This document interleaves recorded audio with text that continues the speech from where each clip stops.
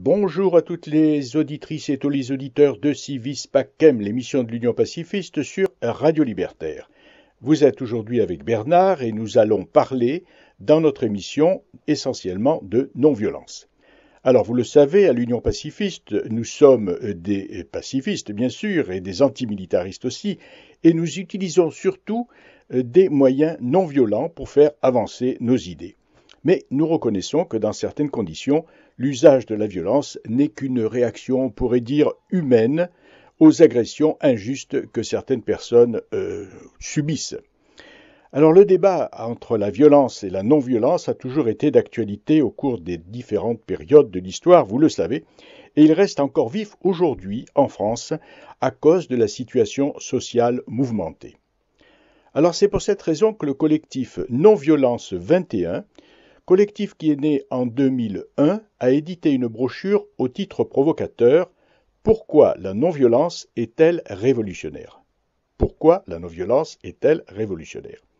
Et ce collectif a organisé une rencontre le 23 novembre 2019 avec deux personnalités engagées dans la lutte non-violente, deux personnalités que vous connaissez peut-être, Che Echeverri, militant basque, et José Bové, militant écologiste. Alors, ces deux personnalités se sont opposées aussi à l'armée.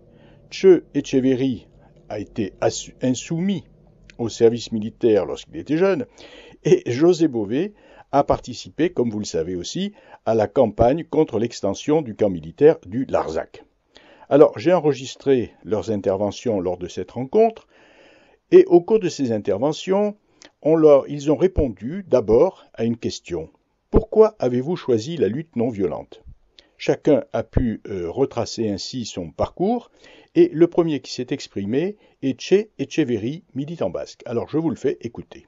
Je ne suis pas venu du tout à la non-violence par morale, par philosophie, etc., mais parce que mon expérience personnelle et collective m'a amené à penser que c'était les stratégies non-violentes qui étaient les plus efficaces sur le moyen et le long terme. Voilà. Donc c'est vraiment un point de vue stratégique. Je respecte ceux qui ne pensent pas comme ça et qui s'engagent dans les stratégies violentes ou de complémentarité des tactiques. J'ai parmi mes meilleurs amis des gens qui sont partisans de ces stratégies et qui ont été dans la lutte armée ou dans la violence. Donc c'est vraiment un point de vue stratégique que je développerai ce soir. Moi, du coup, je voulais un peu plus de temps sur ça parce que ce raisonnement-là, je l'ai eu par, du coup, mon parcours. Alors, mon parcours individuel, mais qui s'inscrivait lui-même dans un parcours collectif de mon pays, le Pays basque, et du mouvement indépendantiste de gauche dans ce pays. J'ai commencé à batailler, à militer. Quand vous m'entendez parler batailler, ça veut dire militer. C'est dans les années 60, en 78, quoi. Je devais avoir 14 ans comme ça. Donc c'est mes premiers pas dans le militantisme. Et du coup, je vais être initié dans le militantisme dans les années 78, 80, etc. Et du coup, dans un contexte d'abord international, que je me plais à rappeler parce que on voit aujourd'hui un contexte avec pas mal de stratégies de violence, d'affrontements en France depuis 1, 2 ou 3 ans, etc. Et puis on se dit, tiens, qu'est-ce qui se passe? Est-ce que ça va être l'insurrection? Est-ce que ça va renverser le système, etc. Moi, dans les années fin 70-80, il y avait en Europe par exemple en Italie, ce qu'on appelait l'autonomie ouvrière, c'était des manifs où les ouvriers ont été jusqu'à tirer à balles réelles sur les flics, où dans les usines, les gens passaient à tabac leurs contremaîtres, leurs patrons, faisaient des actions contre leur voiture. Il y a eu des groupes armés, 3 au moins, qui ont été jusqu'à tuer le Premier ministre de l'Italie, qui ont eu jusqu'à 4000 prisonniers politiques. Donc des niveaux de violence qu'on ne peut même pas imaginer aujourd'hui. Il y avait ça en Allemagne aussi, avec la RAF, etc. En France, il y a eu un mouvement avec vraiment une grosse puissance violente, etc. On appelait ça les autonomes et ainsi de suite, qui ont fait des jonctions avec les sidérurgistes quand il y a eu la grande crise de la sidérurgie, etc. Et il y a eu des manifs ultra violentes. Bon, à Toulouse, à cette époque-là, on n'arrive pas à imaginer ça. Dans une seule ville, dans ces années-là, il y avait jusqu'à 400-500 attentats, sabotages par an. C'était une mouvance très spéciale, la mouvance toulousaine, etc. Bon, tout ça, ces années-là, ça s'est fini tout ça, ça s'est arrêté, ça s'est écroulé, ça a laissé des milliers de prisonniers en tôle et surtout une défaite politique générale. Une défaite politique avec une évolution des forces de gauche. Alors, c'est pas du tout la seule cause, mais dans ces années-là, qui s'est vachement droitisé, notamment l'Italie, le Parti communiste italien, etc. Et puis, ça a précédé ces années où le néolibéralisme a triomphé. C'était des mouvements de lutte armée qui visaient à abattre le capitalisme, etc. Donc, c'est pas du tout l'échec de ces seules stratégies, etc. Mais moi, ce que je constate, c'est que dans ces années-là où il y a eu un déploiement d'un potentiel de violence incroyablement élevé et massif, et ça a fini avec un système qui n'a pas été affaibli, mais qui en est sorti renforcé. Je dis ça pour relativiser un certain nombre de choses quand on nous dit « Ah, mais vos stratégies non violentes, ça n'a pas fait reculer l'État, ça n'a pas, etc. etc. » Il y a des années qu'il y a d'autres stratégies à l'œuvre et qui n'ont pas montré forcément des résultats meilleurs. En Pays Basque, dans ces années-là, 75-78, c'est un climat quasi insurrectionnel, avec des assemblées ouvrières dans les entreprises, des grèves générales à répétition, des barricades partout, des manifs ultra-violentes, avec les flics qui tirent à balles réelles sur les manifestants, les grévistes, les ouvriers, etc. Et de là va sortir, déjà sous la dictature est née une organisation militaire, politico-militaire, État, et sortent aussi plein d'autres organisations, etc. Il y en avait notamment les commandos autonomes anticapitalistes qui étaient dans une vague un peu qui serait très comparable à ce qu'on a aujourd'hui avec les insurrectionnalistes, etc. en France et tous ces courants-là. Et donc, ils pensent qu'il y a une situation insurrectionnelle et qu'il va y avoir, en fait, qu'il n'y a aucune étape et qu'il faut aller jusqu'au bout et enclencher une espèce d'escalade comme ça qui pousse à l'insurrection. Bon, ce mouvement et ces groupes armés, ces commandos autonomes anticapitalistes, vont connaître une fin tragique dans les années 85, etc. Parce qu'en fait, il n'y a pas eu d'insurrection et qu'eux vont toucher le mur et ils vont se faire liquider. Et moi, j'ai plusieurs potes qui étaient là-dedans, qui se sont fait carrément fusiller, etc. Et j'en ai un qui est encore en tôle et que je vais voir encore aujourd'hui. Il a pris 47 ans. L'organisation État, elle qui était avec une vision plus étapiste, elle ne croyait pas que c'était l'insurrection là, et du coup va arriver à organiser un mouvement de masse qui est complètement dans ce qu'on pourrait appeler la complémentarité des tactiques. Il y a d'un côté la lutte armée, de l'autre côté la violence de rue, de l'autre côté plein de petites actions de sabotage, et puis plein d'autres formes d'action, des institutionnels, mouvements populaires, lutte dans les usines, occupation de squats, etc., etc. Bon. Et le mouvement de la jeunesse, ainsi de suite. Mouvement féministe, très puissant, ainsi de suite. Et donc, cette vision un peu est donc organisée avec une dimension vraiment de masse. Et elle va, cette complémentarité des tactiques, arracher des victoires tactiques importantes. Et notamment la plus importante, la plus connue en tout cas chez nous, c'est l'arrêt, la non-mise en marche d'une centrale nucléaire à Lemonis, près de Bilbao, qui a été entièrement construite, y compris son réacteur, etc. Et après des années de lutte qui allient à la fois les manifestations, les petits sabotages, les boycotts, et la lutte armée, et la violence de rue, etc. Et ça va aller jusqu'à 11 morts.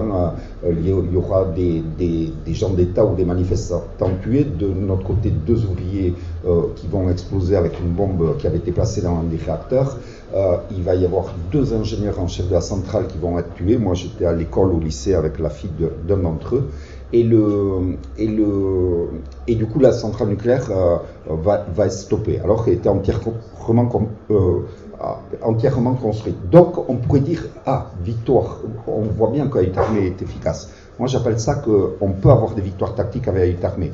La question, c'est que sur le long terme, ça s'est fini sur les échecs des objectifs stratégiques d'État. C'est-à-dire, et non seulement échecs, mais si on prend des grands critères, par exemple, la puissance militante, la force de mobilisation militante, etc., également la prégnance du sentiment indépendantiste dans les sondages, etc., tout ça, ça a baissé. pendant ces décennies-là. Et aujourd'hui, on est dans une situation très compliquée en Pays Basque de ce point de vue-là.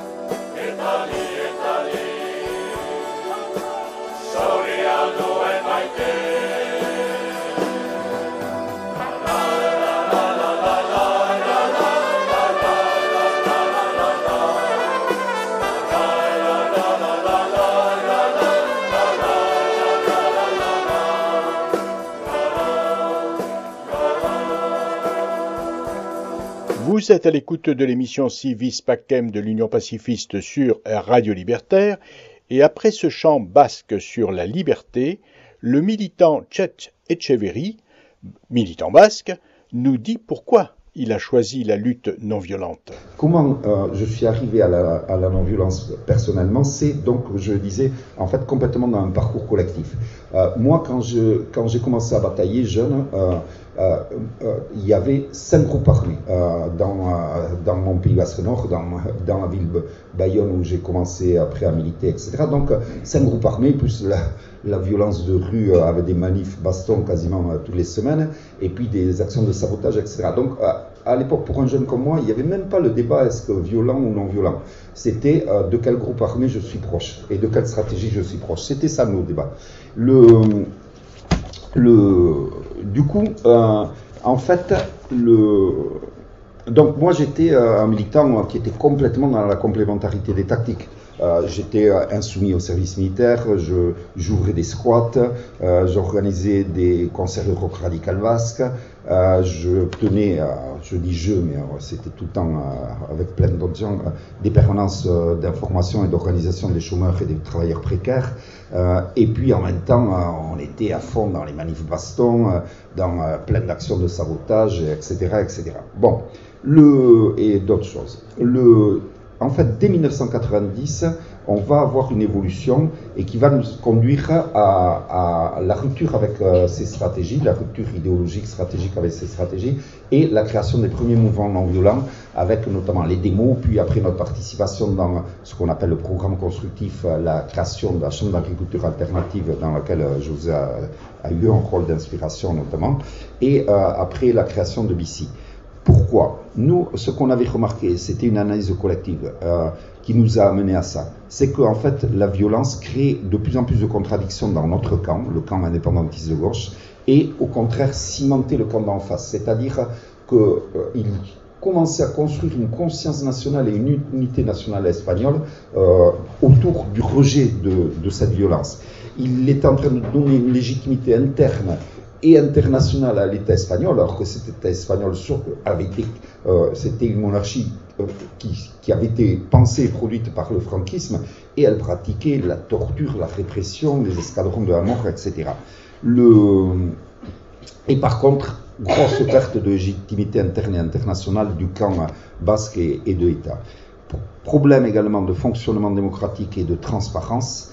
Incompatibilité de l'élaboration collective des grandes décisions qui impactent votre mouvement, votre stratégie. Évidemment, pour des raisons de sécurité, etc., vous ne pouvez pas tenir des grands débats sur qu'est-ce que vous allez faire comme action violente ou comme débordement de ceci ou de cela. Un déphasage croissant des réalités, une escalade qui se tient entre l'augmentation de la répression, l'augmentation de la riposte de l'action violente, etc. Et du coup, un truc que vous contrôlez de moins en moins parce que les nouveaux militants, les nouvelles bases disent « Mais non, on n'est pas assez dur, vous avez vu ce qu'ils nous ont fait, donc, etc. » Et ça vous échappe des mains, etc. Et une militarisation des esprits et de la vision politique, avec notamment des tentations, je ne dis pas que c'est toujours le cas, mais j'y reviendrai tout à l'heure, d'utiliser la violence, la force, pas seulement pour combattre l'ennemi, mais pour commencer à combattre d'autres courants qui ne pensent pas comme, ou qui ne sont pas plus d'accord avec votre stratégie, et du coup les dissidents vont être en fait des traîtres. Et voilà, vous rejoignez le camp de l'État, vous êtes des collabos, vous allez avoir le rôle des gentils et nous le rôle des méchants, etc., etc. Et du coup, un phénomène d'autocensure dans la base militante qui va pas oser dire qu'elle trouve la stratégie de plus en plus déphasée au risque de passer pour des mous, des traîtres, etc. Donc, ça isole la cause, ça dévie le débat du fond vers la forme, les moyens, la violence, le terrorisme, etc. Ça réduit le champ possible des alliances et des soutiens extérieurs et ça crée des contradictions internes de plus en plus difficiles à gérer. Et pendant ce temps, il y a eu un contre-exemple, toutes ces dernières années, c'est la Catalogne. La Catalogne qui justement, elle, depuis 2006, a été dans une stratégie non violente, à 100% non violente. Notamment, je pense que c'était le contre-effet du Pays Basque qui avait amené un tel potentiel de criminalisation et de répression de toute forme d'action violente que j'imagine que le mouvement catalan, de toute façon, se l'est interdit d'entrée de jeu. Et ça lui a servi, parce que cette stratégie 100% non violente s'est révélée gagnante. Et en Catalogne, contrairement ils ont été dans le sens inverse exactement du Pays Basque, c'est-à-dire que le sentiment indépendantiste, en 2006, les sondages donnaient 13% de partisans de l'indépendance en Catalogne. Aujourd'hui, vous avez au minimum 45% dans les sondages. Et la force militante, il y a eu un développement incroyable du potentiel militant en Catalogne, de l'auto-organisation, et en plus, ça a été accompagné d'une évolution qualitative d'un mouvement qui était très très lidéré par le parti de centre-droit CIU, et qui a évolué de plus en plus vers les formes les plus à gauche. Du coup, voilà un peu, et j'arrête là, en fait ce qui a fait et comment moi je me suis retrouvé complètement dans des stratégies non violentes et dans le camp de la non-violence.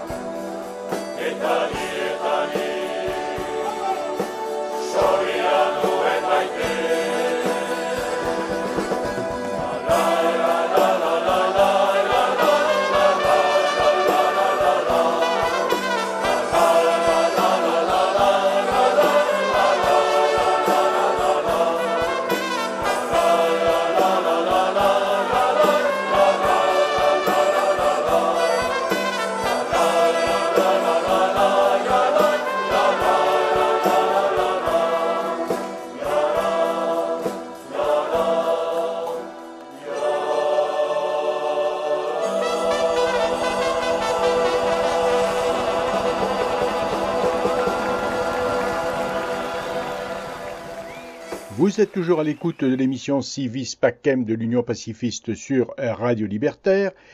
Vous venez d'entendre le militant basque Tchetch Etcheverry qui a tracé son parcours de la violence vers la non-violence au cours de la rencontre organisée par le collectif Non-Violence 21 le 23 novembre 2019. Et la parole a été ensuite donnée à José Bové. J'ai pas du tout le même parcours que Tchetch, même si j'étais au Pays Basque au début des années 70, parce qu'il y avait aussi des mouvements qu'on ne pourrait pas qualifier de non-violents, mais qui étaient des mouvements qui utilisaient énormément d'objecteurs et de réfractaires à l'armée pour aider les paysans dans les montagnes. Et ça a été effectivement un vivier très intéressant.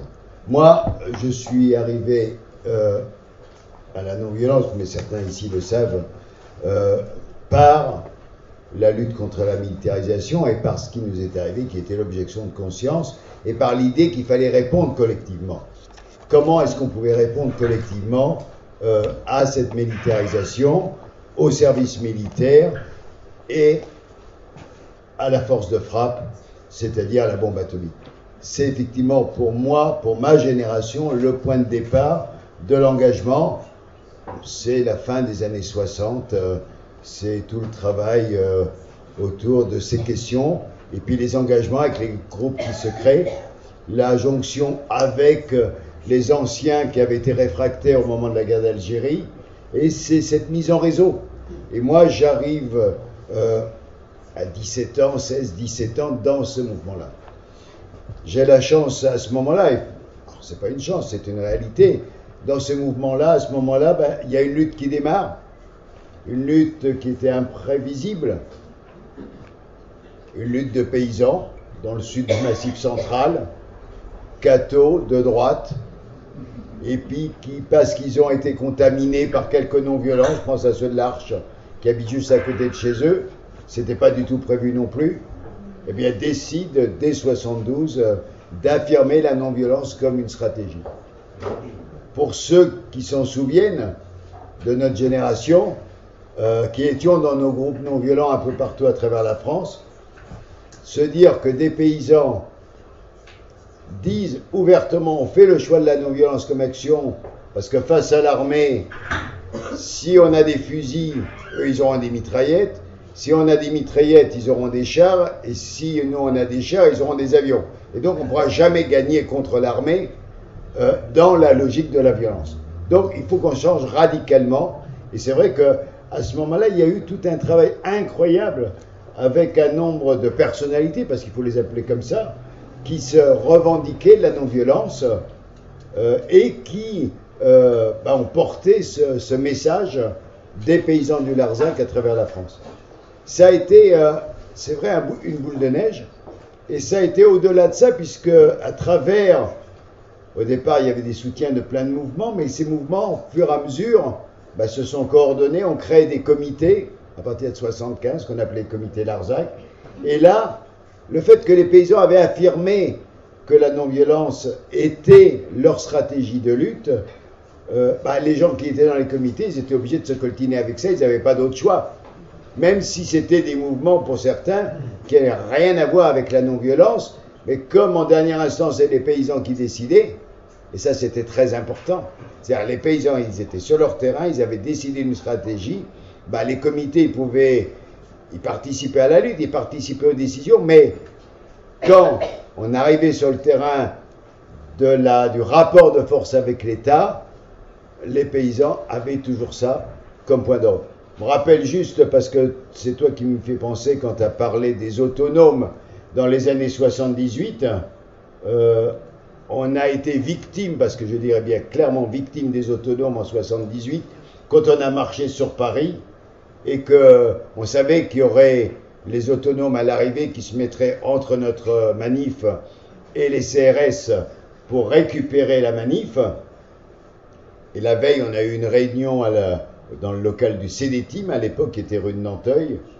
Et à cette réunion, on avait tous les services d'ordre des mouvements politiques français. Ça allait du PS au PSU, la LCR, les mouvements libertaires, et j'en oublie encore peut-être un ou deux. Et donc, le débat, c'était avec eux, ok, on accepte qu'il y ait un service d'ordre pour protéger la manif, mais comment ? Et on a eu une discussion pendant 2 ans homérique, parce que nous, on est parti du point de base, 1, vous n'avez pas de manche de pioche, et 2, vous n'avez pas de casque. Et là, les mecs tétanisés des services d'ordre, mais comment on fait ? On leur a dit, on s'en fout, c'est comme ça. Au final, les mecs ont dit, bon, les manches de pioche, on accepte, ça, on les met pas. Par contre, les casques, on aime bien se faire taper sur la tête, mais quand même pas tout le temps. Donc, laissez-nous au moins les casques pour se protéger. Au final, ils avaient quand même planqué des manches de pioche dans des estafettes au moment où ça s'est mis à péter. Et effectivement, les autonomes ont fait ce qu'on pensait, c'est-à-dire qu'ils ont essayé de foutre en l'air la manif. Et d'ailleurs, à ce moment-là, on a vu des autonomes dans des rues, des pseudo-autonomes, parce que quand tu es masqué, c'est facile, n'importe qui peut être masqué, sortir de quelques fourgons de CRS et de garde mobile, et ça avait été bien illustré par les journalistes. Je ferme cette parenthèse. Donc j'ai participé, et c'est vrai que cette lutte du Larzac pour moi a été très importante. Elle a duré 10 ans, et elle a été formatrice. C'est-à-dire qu'à la fois, elle a été gagnante, mais elle a été gagnante d'abord parce que c'était un mouvement social, et que ce mouvement social a tellement pesé à un moment que le politique a été obligé de prendre parti, et que c'est devenu un enjeu politique. Et je dirais que dans un cadre d'une lutte, c'est très intéressant. Et quand Giscard se retrouve face à Mitterrand, eh ben, un dit je continue, l'autre dit eh ben, je m'arrête, j'arrête le projet. Et donc le politique s'empare d'un mouvement social. Et il est obligé de choisir dans le cadre du mouvement social. Et ça, je dirais que c'est un des enseignements du Larzac, et qu'on a revu depuis, qu'on revoit avec Notre-Dame-des-Landes, qu'on revoit avec Europa City pour l'instant, que j'espère un jour on verra à Bure, mais le rapport de force n'est pas encore suffisant. Mais on est dans la construction des rapports de force. C'est-à-dire que ça aussi, la non-violence, c'est souvent un mouvement qui est long, mais parce qu'il se construit, parce qu'il faut créer un rapport de force et créer une dynamique. Donc ça, c'est la première chose.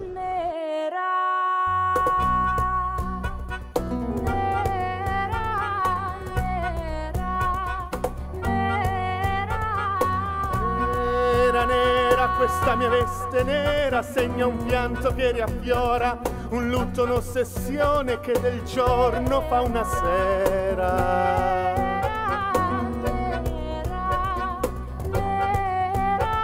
L'esilio volontario di chi osserva senza voce, l'olio nell'acqua assume l'espressione di una croce. No, no, ho ancora da giocare con l'inverno che risveglia il temporale, semina il mio cuore. Ho forse un'allergia, se ora mi sento nuda, questo nero è solo Maccaria. Quest'abisso è solo colpa mia.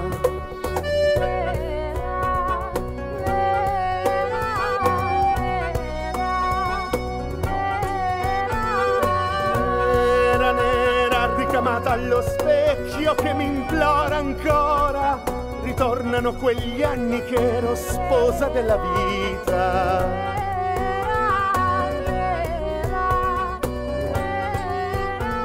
Ora appartengo a te, al tuo ricordo che mi stupra, un grido che consuma dietro una finestra chiusa. No, no, ho ancora da giocare con l'inverno che risveglia il temporale, semina il mio cuore.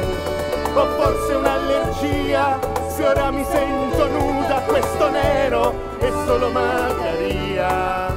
Quest'abisso è solo colpa mia.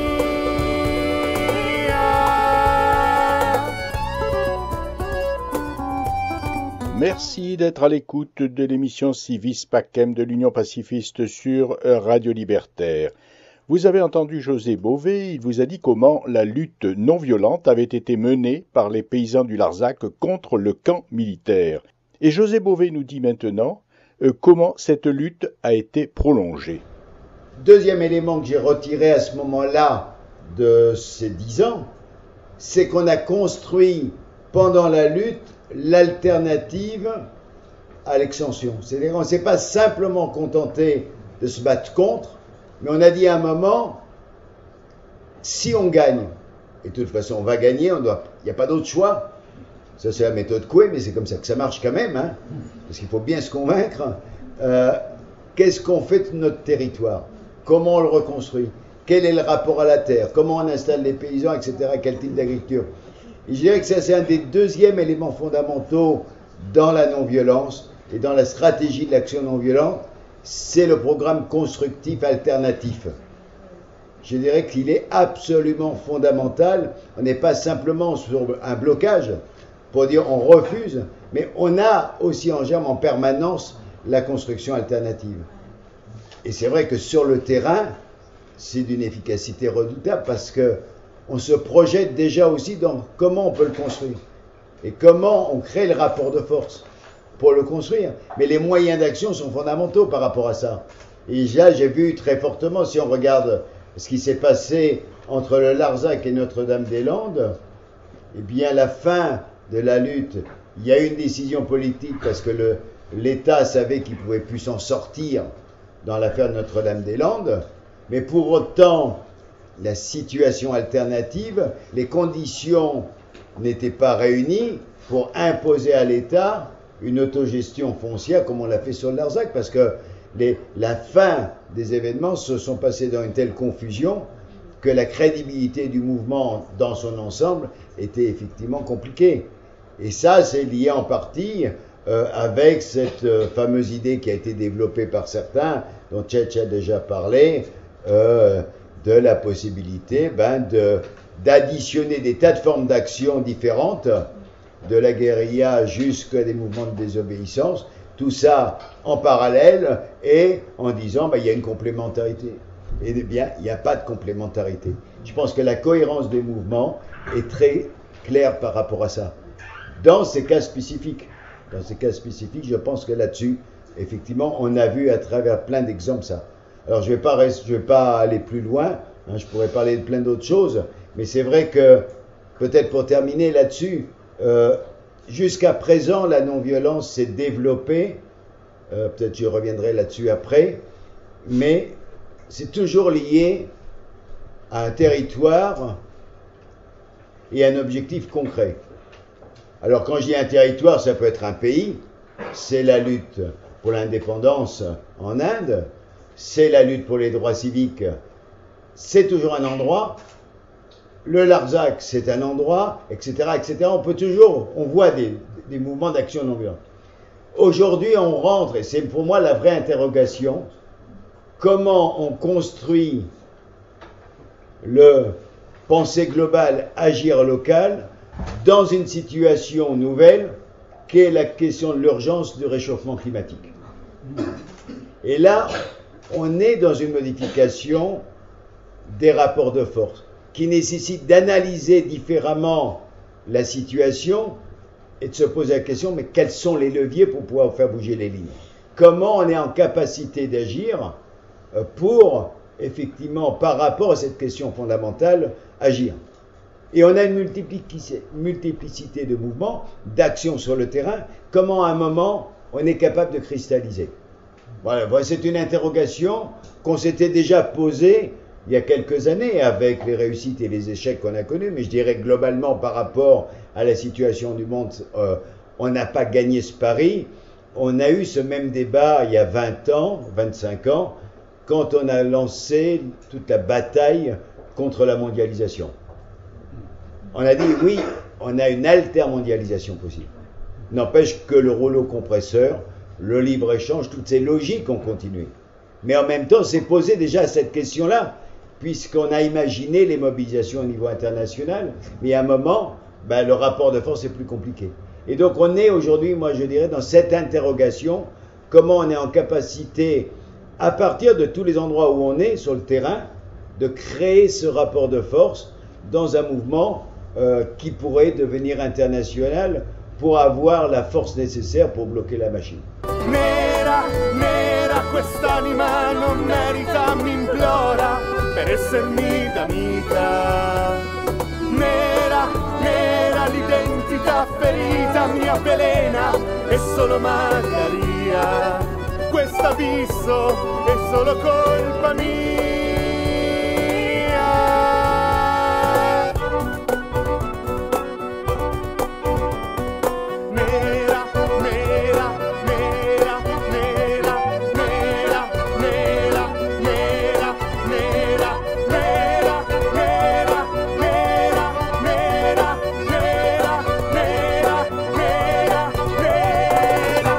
Au cours de la rencontre organisée par le collectif Non-Violence 21, José Bové a aussi répondu à la question « La non-violence est-elle révolutionnaire ?» Je dirais que cette idée de la non-violence révolutionnaire, pour moi, s'inscrit très fondamentalement sur la cohérence, et ça, je veux dire un truc bateau pour des gens qui sont en recherche ou qui sont dans l'action non-violente, entre la fin et les moyens.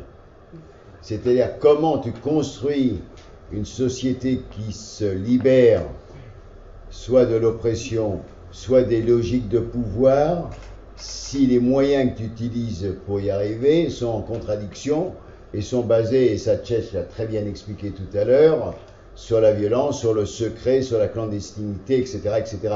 Ce qui ne veut pas dire, quand je dis ça, qu'il n'y a pas des situations d'oppression dans lesquelles on est obligé d'utiliser des moyens de clandestinité, etc. Hein? C'est pas ça ce que je veux dire. Mais globalement, si on dit qu'on est sur un discours révolutionnaire d'une transformation de la société, il faut que l'objectif qu'on recherche soit cohérent avec les moyens qu'on utilise. Et la première chose, je dirais que la première évidence, c'est comprendre qu'est-ce qu'on conteste. C'est-à-dire quelle société on conteste. Parce que si on n'a pas une vision claire de la contestation du modèle, on est en incapacité d'élaborer une stratégie. Et donc là, je crois que c'est le point de départ essentiel. C'est être capable de comprendre que le modèle d'exploitation dans lequel on est, c'est le modèle capitaliste, c'est le système technicien, c'est la destruction de cette planète par l'ensemble de cette logique, qui fait que des gens sont aliénés d'un côté par leur travail, mais qu'en même temps, ils n'ont plus les capacités, en raison de cette aliénation à tous les niveaux, d'être en capacité de mettre en œuvre d'autres moyens. Donc on a un problème global de vision de la situation du monde dans lequel on est. À partir de là, je dirais que la radicalité, aujourd'hui, on n'a pas d'autre choix. Et donc la radicalité et la non-violence s'imposent à nous comme une évidence parce qu'on n'a pas d'autre choix et qu'en même temps, le compte à rebours est déjà démarré. On est dans une situation où, si on n'agit pas maintenant, on est dans une situation qui va amener dans une catastrophe où la logique de pouvoir, la logique des contraintes, la logique de l'exploitation va se renforcer et vers des situations encore plus catastrophiques parce que la situation de la planète va amener des régimes de plus en plus coercitifs, des logiques d'exclusion, des gens qui vont être obligés de partir de chez eux parce qu'ils n'ont pas d'autre choix, parce que de toute façon ils sont sous l'eau, etc., etc. On est au courant de ça. Donc c'est ça qui fait qu'aujourd'hui, on a une nécessité absolue. On a cette nécessité. Mais si on veut en même temps défendre la vie, les valeurs de la démocratie, les valeurs, je dirais, des rencontres des uns et des autres pour sortir des logiques de domination, eh bien, il faut qu'on élabore des stratégies qui vont dans cette direction-là. Alors, ça peut paraître très béni oui-oui quand on dit ça. Et souvent, c'est ce qu'on peut faire le reproche. Vous partez de bons sentiments. Et simplement, il faut se les coltiner, les bons sentiments. Parce que c'est pas toujours évident tous les jours. Or, c'est quand même la réalité. Et moi, c'est pour ça que j'aime beaucoup cette phrase de Thoreau qui n'est pas souvent utilisée, mais moi, je l'aime bien. C'est un mot. Simplify, simplify. On simplifie, on va à l'essentiel, on va à l'essence des choses. Et à partir de là, en fonction des circonstances, eh bien, on élabore des stratégies d'action. Parce qu'on n'a pas forcément, à partir du moment où on comprend le mécanisme, qu'on comprend la logique qui nous est imposée, on est en capacité de trouver parfois la bonne action qui va permettre d'être le grain de sable. Quand Greenpeace, dès le début des années 70, intervient sur les essais nucléaires, eh bien, leur forme d'intervention, ça met des années, ça met 20 ans pour que les essais français s'arrêtent. N'empêche qu'à un moment, ça devient intenable et c'est le monde entier qui hurle. Et ça, on se rappelle tous de 95. Mais je dirais que quand on a commencé à réfléchir sur l'histoire de comment le capitalisme, le système d'exploitation arrivait jusqu'à exploiter les gènes pour faire du business, et ça a été le point de départ de la réflexion sur les OGM, qui était en fait la manipulation du vivant, qui permettait en fait au système d'accumulation de pouvoir exploiter jusqu'aux gènes. Là on parlait des plantes, mais on peut parler des animaux et des êtres humains parce qu'on est à peu près dans la même logique, c'est-à-dire on va jusqu'au plus profond, et à un moment, est-ce qu'on réagit ou est-ce qu'on ne réagit pas? Est-ce qu'on accepte ce modèle qui fait qu'on est en gros tous qu'un tas de gènes, et que donc tout ça peut être instrumentalisé, modifié, etc. Et quelles sont les conséquences, en fait, pour l'ensemble? Eh bien, l'intérêt général prime face à l'intérêt privé dans ces cas-là, et tout doit être fait pour l'empêcher. C'est comme ça que les actions des faucheurs naissent, c'est comme ça que le mouvement des faucheurs ensuite se développe, on part des paysans, qui sont les plus légitimes à agir, et après, ben, ça devient un mouvement global. Mais il y a une réflexion sur quel est notre modèle de société où on s'accapare jusqu'au gène, c'est-à-dire la partie la plus petite du vivant. Et là, effectivement, on agit et ça fonctionne. Et ça fonctionne. Et c'est très étonnant de voir comment cette dynamique se crée et comment la non-violence, parce que faucher des OGM, c'est-à-dire défendre l'intérêt général contre l'intérêt privé qui peut détruire l'intérêt général, eh bien effectivement devient une nécessité absolue et que les choses se développent de cette manière-là. Donc c'est juste pour donner quelques exemples, mais ça revient à cette réflexion que je disais tout de suite. Aujourd'hui, on est dans une situation qui est la situation de l'urgence. Et donc, cette situation de l'urgence nous impose de faire des choix. De faire des choix et de... Est-ce qu'aujourd'hui, on a d'autres alternatives? Je ne crois pas. Et en même temps, il faut utiliser aussi tous les moyens qui ne sont pas forcément ceux de l'action. Pour ça, moi, j'ai accepté, parce que je pensais que c'était important, d'investir aussi pendant un moment, pendant une durée limitée de 10 ans, le champ politique. Et de devenir député à un moment où je pensais qu'on pouvait aussi agir de cette manière-là. Et pourquoi toujours laisser aux autres le besoin de défendre ce qu'on pense, alors qu'on pouvait le faire soi-même et qu'on pouvait aussi faire bouger les lignes. Ce qui veut dire que dans nos stratégies d'action, il ne faut pas simplement dire, voilà, nous on reste avec les mains propres, et les autres, ils ont les mains sales. Ben non, on peut agir aussi dans ce cadre-là. On n'est pas obligé toujours de se situer à part, parce que c'est assez facile. Hein, c'est les autres sont des collabos, ils sont des salauds. Ben, très bien. Hein, mais alors dans ces cas-là, Gandhi et le parti du Congrès, je te raconte pas. Hein, s'ils avaient été à l'extérieur, je suis pas sûr qu'ils auraient gagné la bataille. Y compris à l'intérieur des mouvements pour essayer de les unifier autant qu'ils ont pu le faire, même si c'était pas évident. Donc voilà, c'est toutes ces questions-là qui nous interpellent, quoi. Au cours de la rencontre Pourquoi la non-violence est-elle révolutionnaire, organisée le 23 novembre 2019 par le collectif Non-Violence 21, plusieurs personnes ont ensuite posé des questions aux intervenants José Bové et Tchétch Etcheverry. Tchétch Etcheverry a fondé, avec des militants écologistes, le collectif Busy en 2009. Il a organisé ensuite, en 2013, un festival qui s'appelle le festival Alternativa. Et il a créé enfin, en 2014, l'action non-violente COP21, peu avant d'ailleurs la COP21 qui s'est tenue à Paris, qui était davantage portée vers la désobéissance civile. Et il expose maintenant ce qu'il entend par stratégie non-violente. En fait, pour moi, il y a grosso modo que deux stratégies ici. Il y a la complémentarité des tactiques violence-non-violence et la stratégie non-violente. Il y en a deux. Il n'y en a pas trois, parce qu'on pourrait dire la stratégie violente, mais moi, j'ai jamais vu un mouvement qui fait que de la violence.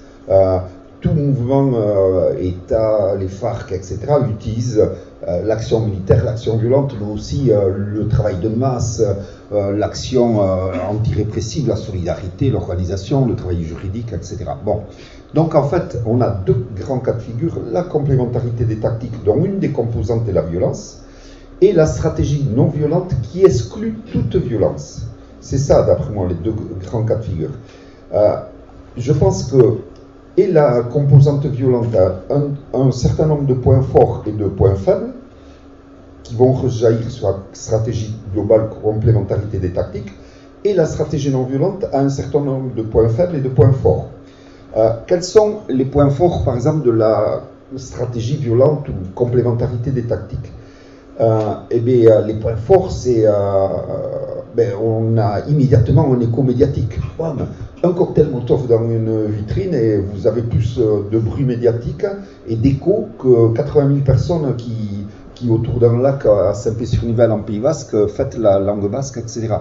Et donc à 2 personnes, boum, vous êtes entendu à Paris alors qu'à 80 000, non. Il y a une espèce d'aura. Les groupes armés, les mouvements violents, insurrectionnalistes, leurs textes sont vachement lus, il y a quelque chose, il y a une puissance là-dedans, on a envie de, etc. Il y a également le fait que on n'est pas pris. Bon, on peut espérer ne pas être pris. On se cache le visage, on ne signe pas les actions, etc. Donc on peut en faire plusieurs sans se faire prendre, etc. Il y a aussi ce côté adrénaline, moi en tout cas, qui attire les jeunes. Moi ça a été mon cas. C'est quelque chose. Et je pense que ça joue vachement dans l'engouement actuel, etc. Bon, il y a plein de cas, de points forts de la violence. Bon, il y a plein de points forts d'une stratégie purement non violente.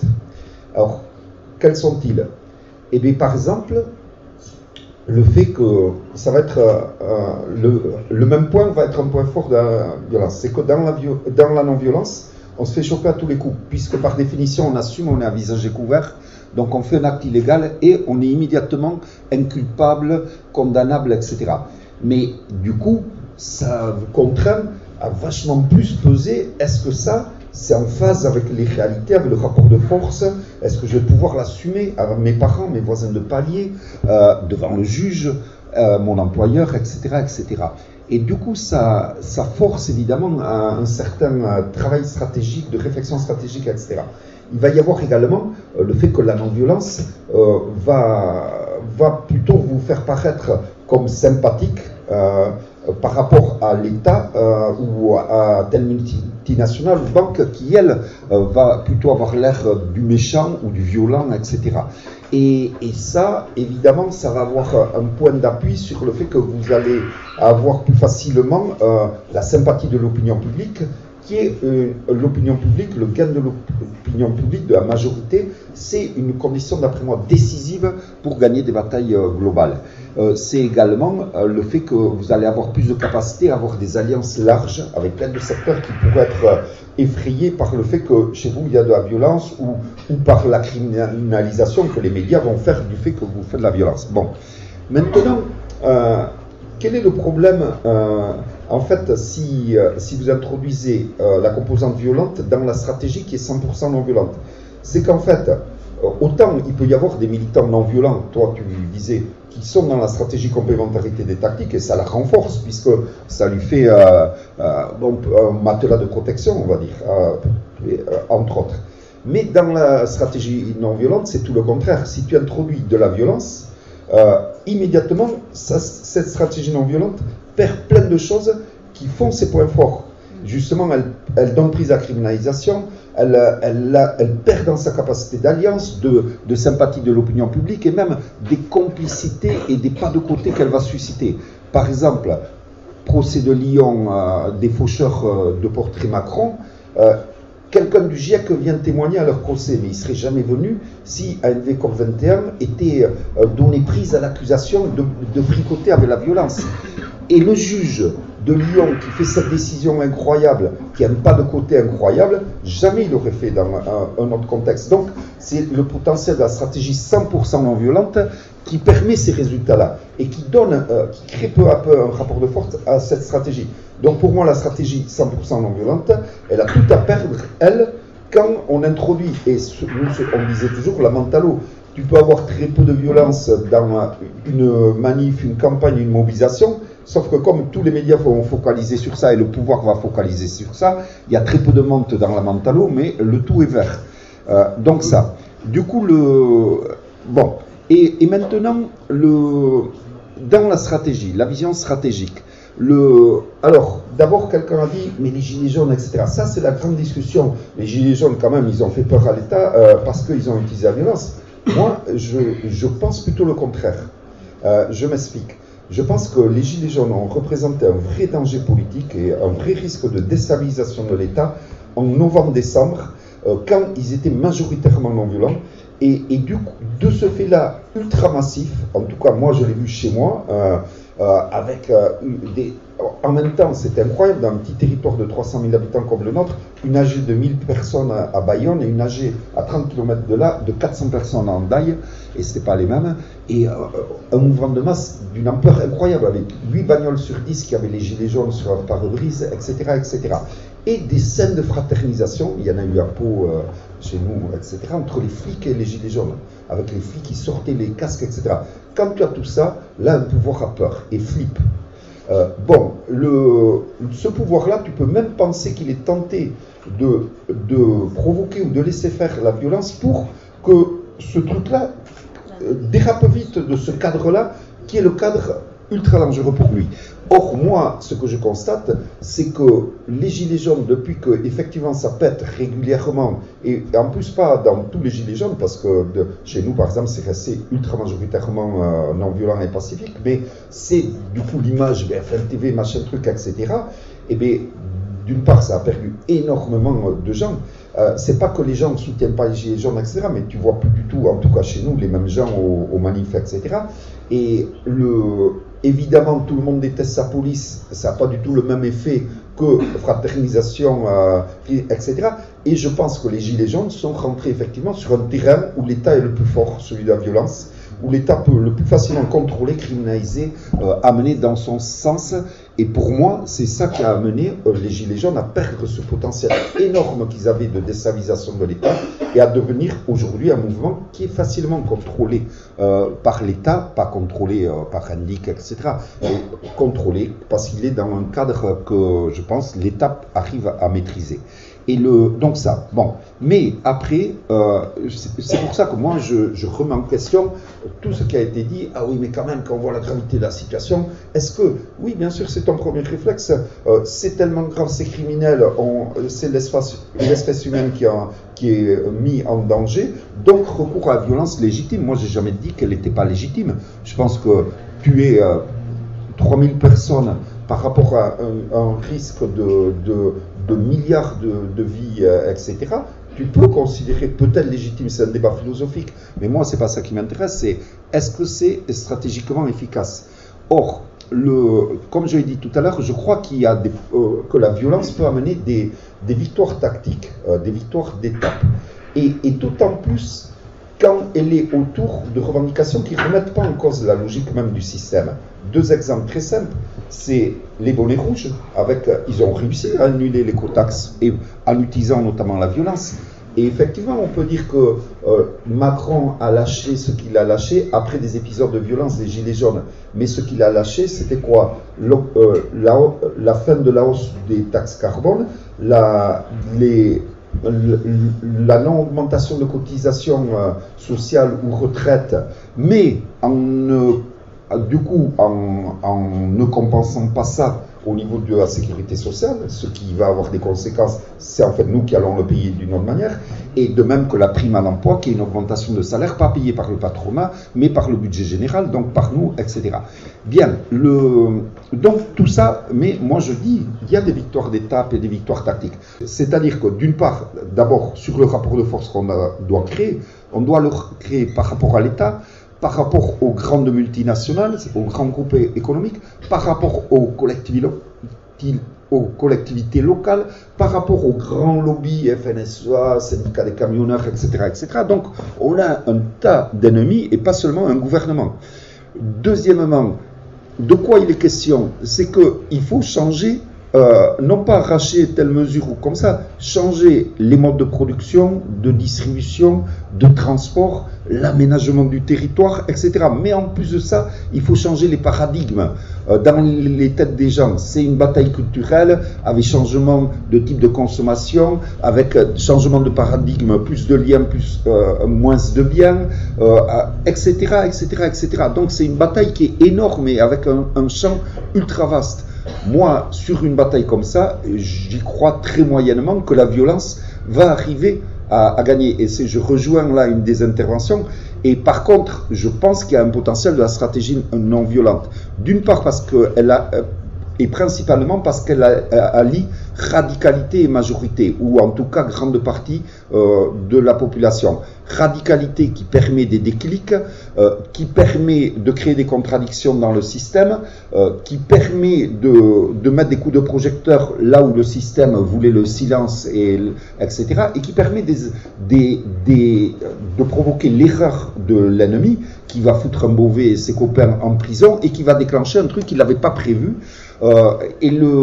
ou qui va faire des accélérations de l'histoire. Ça, la radicalité. Et cette radicalité étant d'autant plus forte qu'elle va pouvoir être massive. Et c'est pour ça que ce qui est très important dans un mouvement, c'est d'avoir des portes d'entrée. Moi, je pense que c'est une grosse erreur de dire « Ah, les marches climat, ça sert à rien, machin truc, etc. » Au contraire, même dans une optique de radicalité, ces marches climat, c'est le premier pas de centaines de milliers de personnes qui vont aller bien plus loin. Et la majorité, donc je disais alliance radicalité et majorité, c'est que pour moi la majorité, c'est, ou une grande partie de l'opinion publique, c'est une condition indispensable pour arracher des victoires telles que celles dont on a besoin dans le mouvement climat, avec tout ce que je viens de décrire. Et pour moi, pour avoir cette majorité, il faut remplir plusieurs conditions.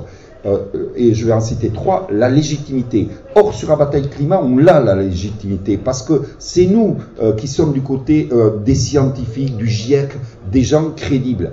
Et du coup, là, il y a un grand risque à perdre cette légitimité par justement le fait que l'ennemi, c'est-à-dire l'État, les multinationales, les lobbies qui n'ont pas intérêt de changer, dévient le débat du fond sur lequel nous, on est les plus forts en légitimité, sur la forme, violence, machin truc, image, etc.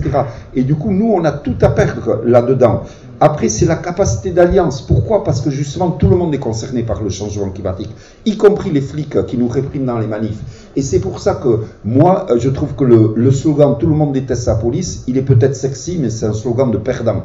Parce qu'on ne va pas réussir à gagner ce système si on soude ces corps répressifs, la police, l'armée, à lui. Au contraire, il faut créer des contradictions et les éloigner et dire la police doucement, on fait ça pour vos enfants.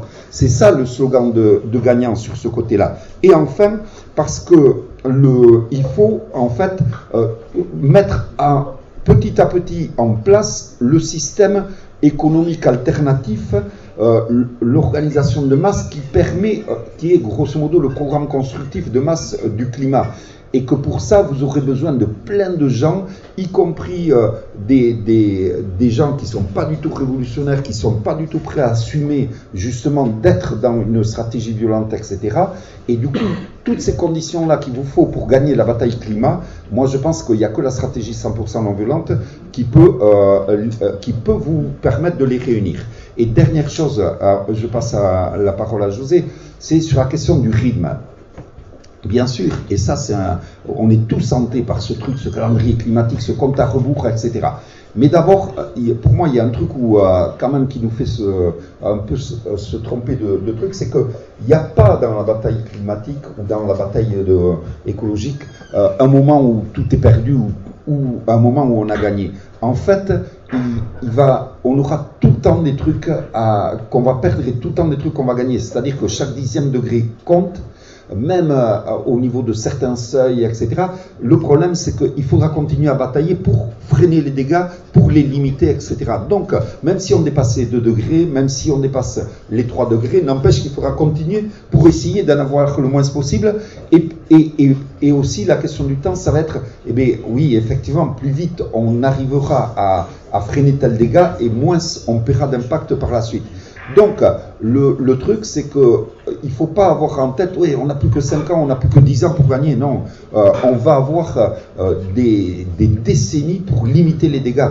Chaque fois, il va falloir continuer à batailler sur le moyen et le long terme. Et là, pour finir, sur cette question-là, parce que d'après moi, effectivement, elle peut amener plein de gens à se dire putain, là, on n'a plus le temps, etc. Il faut aller à fond. Mais moi, ce que je dis toujours, c'est que c'est pas le chemin le plus court qu'il nous faut, c'est le chemin qui nous amène à l'endroit où on veut aller. Parce que si vous prenez un chemin parce que c'est le plus court, mais qui vous amène pas à l'endroit où vous voulez aller, eh bien, vous vous trouvez en fait dans une impasse. Et une impasse, c'est plus court, mais vous mettez beaucoup plus longtemps. Et je reviens à l'expérience du Pays Basque. Pour moi, la lutte armée ou la stratégie violente globale nous a amené à la fin dans une impasse. Parce que dans les années justement 2007, 2008, etc., on était complètement bloqué avec cette lutte armée dont on ne savait pas comment arrêter, avec une répression qui avait atteint un niveau incroyable où on interdisait, on fermait les journaux, on interdisait les partis, etc., sans que l'Europe dise rien du tout. Et du coup, on était là, englué dans ça. Et qu'est-ce qui s'est passé en 2007-2008 en Espagne, et dans le monde un peu, mais en Espagne surtout? En Espagne, d'abord, il y a, comme dans le reste du monde, la crise économique des subprimes, qui est très violente en Espagne, avec chômage de masse, et du coup, secousse énorme dans la population.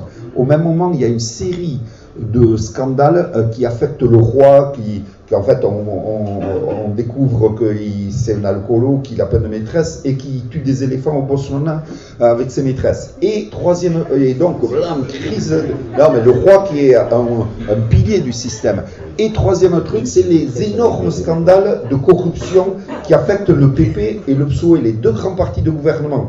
Et ça, on appelle ça une fenêtre d'opportunité. C'est-à-dire que le système, en 2007-2008, est ultra fragilisé. Or, qu'est-ce qui se passe à ce moment-là? C'est que le mouvement basque, on est incapable, englué dans notre impasse, de profiter de cette fenêtre d'opportunité, alors que le mouvement catalan, qui lui n'est pas englué dans cette impasse, va en profiter énormément et va exploser, dans le bon sens du mot, en puissance, en profitant de cette fenêtre d'opportunité de délégitimisation du système espagnol. Et du coup, moi, ce que je dis, c'est que des fois, les chemins qui paraissaient plus courts, en fait, nous conduisent dans des impasses, et quand il y a ces fenêtres d'opportunité de l'histoire, là où il faut être prêt, eh bien, on se les rate. Et moi, je préfère avoir un chemin qui semble plus long, mais qui m'amène à être prêt aux fenêtres d'opportunité qui feront qu'on pourra gagner des batailles décisives sur la question du climat. La Viciseta em parlava de bon matí al portal, mentre el sol esperaven i els carros veien passar.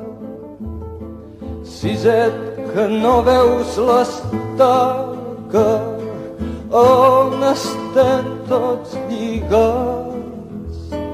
Si no podem desfer-nos-en, mai no podrem caminar. Si estirem tots, ella caurà i molt de temps no pot durar. Segur que tomba, tomba, tomba, ben corcada deu ser ja. Si tu l'estires fort per aquí i jo l'estiro fort per allà, segur que tomba, tomba, tomba i ens podrem alliberar. Però Siset, fa molt temps ja les mans se'm van escorxar i quan la força se me'n va, ella és més ampla i més gran. Ben cert sé que està podrida, però és que Siset costa tant que cops la força m'oblida. Torna'm a dir el teu cos, si estirem tots, ella caurà i molt de temps no pot durar. Segur que tomba, tomba, tomba, ben corcada deu ser ja. Si tu l'estires fort per aquí i jo l'estiro fort per allà, segur que tomba, tomba, tomba, i ens podrem alliberar. La biciseta ja no diu res, mal vent que se'l van portar. Qui sap cap a quin indret, i jo a sota el portal. I quan passen els nous bailets, estiu al coll per cantar el darrer cant d'en Siset, lo darrer que em va ensenyar. Si estirem tots, ella veurà, i molt de temps no pot durar. Segur que tomba, tomba, tomba, ben corcada deu ser ja. Si tu l'estires fort per aquí i jo l'estiro fort per allà, segur que tomba, tomba, tomba, i ens podrem alliberar.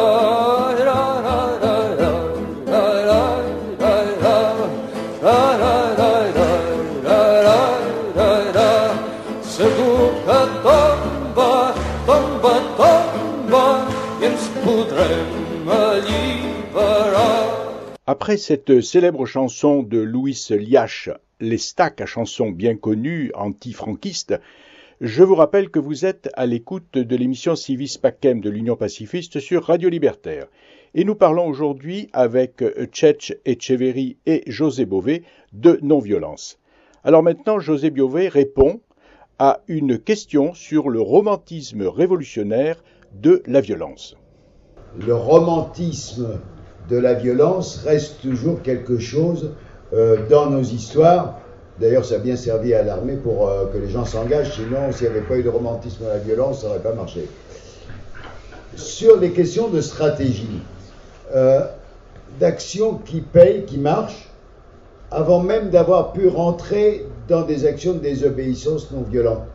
Il y en a une, et c'est rigolo parce que pas grand monde en parle. Alors, est-ce que c'est parce que c'était très localisé dans un certain nombre de régions en France? C'était la lutte qu'on a menée contre les gaz de schiste. La lutte contre les gaz de schiste a été très intéressante et je trouve qu'elle serait à analyser parce que cette action, elle a commencé en décembre 2010. Et l'interdiction de la fracturation hydraulique, on l'a obtenue en juillet 2011. 6 mois. Et on était tous partis en train de se dire, vu ce qui se passe aux États-Unis et ailleurs, ben c'est pas gagné pour qu'on arrête ce processus. On a toutes les compagnies pétrolières contre nous. On a contre nous l'État qui, lui, est favorable. Et si on a une alternance politique, c'est pas sûr que ça soit mieux. Et donc, on s'est dit, qu'est-ce qui va se passer? Il y a un élément qui a été central, et c'est très lié à la lutte pour le climat, parce que les gens l'ont senti.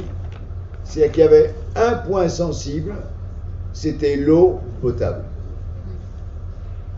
Un forage dans un village ou dans une zone, c'était son eau potable qui était menacée par la fracturation hydraulique. Et les gens, ils disaient, sur le travail, on n'a pas de prise. Sur notre revenu, on n'a pas de prise. Sur ceci, sur cela, on n'a pas de prise. Mais l'eau, elle est sous nos pieds, vous n'allez pas nous prendre notre eau. Et on a eu, en l'espace d'1 mois et demi, 2 mois, une mobilisation de territoire qui est partie de la région lyonnaise, l'Ardèche, les Cévennes, chez nous, et un peu le sud-ouest, enfin les zones qui étaient concernées, mais aussi un endroit très précis dans le bassin parisien, une mobilisation où tous les élus ont rejoint la population dans un temps très court. Jusqu'à Meaux, où on a vu une banderole sur la terrasse de la mairie de Copé, contre la fracturation hydraulique. Et ça a été très intéressant ce qui s'est passé. Ah, il y a eu ce phénomène, de la mobilisation pour l'eau, où les gens ont dit, c'est un bien, et c'est un bien dont on ne peut pas se priver, il n'est pas question que vous y touchiez. Il y a les élus qui ont pris peur au niveau local en se disant si on ne soutient pas la population, eh ben c'est sûr qu'on saute aux prochaines municipales. Puis les grands électeurs qui se sont dit les sénatoriales sont dans 6 mois, si tous les maires sont contre nous et que nous on défend la fracturation hydraulique, ça c'est sûr on ne repasse pas. Et donc on a eu une espèce de cercle qui s'est construit, de spirale vertueuse qui a amené à ce que le pouvoir politique soit contraint de discuter avec nous de la loi à mettre en place pour interdire la fracturation hydraulique. Jamais j'aurais pensé qu'en 6 mois, on soit en capacité de réussir cette bataille-là. Qu'on a réussi en France, mais qui s'est élargie ensuite à la Pologne, qui s'est élargie aux différents pays européens. Et le dernier, où les gens ont été obligés de résister plus longtemps, ce sont les Anglais, et ça y est, y compris c'est le gouvernement Johnson qui vient d'interdire la fracturation hydraulique. Ça a été un mouvement européen contre le réchauffement climatique par rapport à des nouvelles technologies et à la défense de ce que les gens ont le plus précieux qui est l'eau. Je pense qu'on n'a pas assez analysé ce qui s'est passé à ce moment-là parce que ça a été quelque chose de tout à fait étonnant comme mouvement. Donc moi je crois que là on a des éléments en germe de réappropriation collective, vraiment alors, pour le coup à la base, où les gens petit à petit là aussi ont tous été amenés sur leur territoire à discuter de quelle énergie on veut demain. Et dans tous les collectifs qui se réunissaient dans les villages, les gens ils disaient ok on est contre ça, mais quand même de quelle énergie on a besoin. Et les gens se sont mis à débattre et à discuter sur les formes alternatives d'énergie, sur les formes d'organisation, de mise en, pourquoi pas en gestion locale, etc., etc., quelles énergies renouvelables, comment on les gère. Et tout ça a créé en même temps cette dynamique-là. Et je crois que le pouvoir politique a pris peur des conséquences que ça pouvait avoir. C'est assez intéressant. On a eu le même phénomène sur Toulon, entre Toulon et Marseille, quand ils ont voulu faire des forages en pleine mer, 2012. Et là, c'est pareil. Les gens se sont dit, mais ça va être pire, une plateforme pète au large, c'est toute la côte qui est polluée, c'est aussi une zone de protection des baleines, et on est impuissant et on va se retrouver imposé avec ça. Eh bien, ce sont les gens, les habitants, qui ont imposé aux élus de prendre position, y compris les élus républicains, et qui ont obligé, et on a organisé des manifs pour ça, qui ont obligé les élus à interpeller directement leur candidat en 2012, Sarkozy, pour qu'il interdise avant même les élections. Donc c'était même plus une promesse électorale, c'était vous arrêter avant même que l'élection ait lieu, parce que à la date de telle date, à mars ou avril, avant l'élection, eh bien l'échéance du permis était là.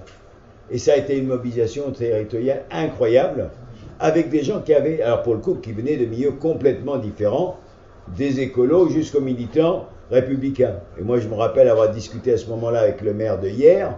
Je lui ai dit, écoutez, on boit un café et on fait la photo.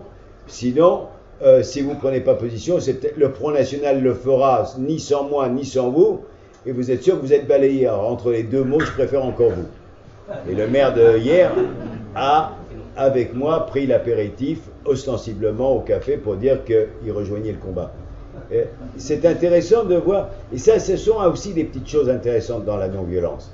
C'est que c'est un élément qu'on n'a pas employé tout à l'heure, parce que là on parle de stratégie, on parle d'action, on parle de rapport de force, mais en même temps on n'oublie pas que, y compris parmi ceux qui représentent les institutions, qui représentent soit ceux contre quoi on lutte, tu as aussi des gens qui peuvent changer, qui sont obligés eux aussi à un moment de se poser la question si ce que je suis en train de faire va pas complètement contre mes propres intérêts, ça peut être financier, mais ça peut être aussi dans sa tête.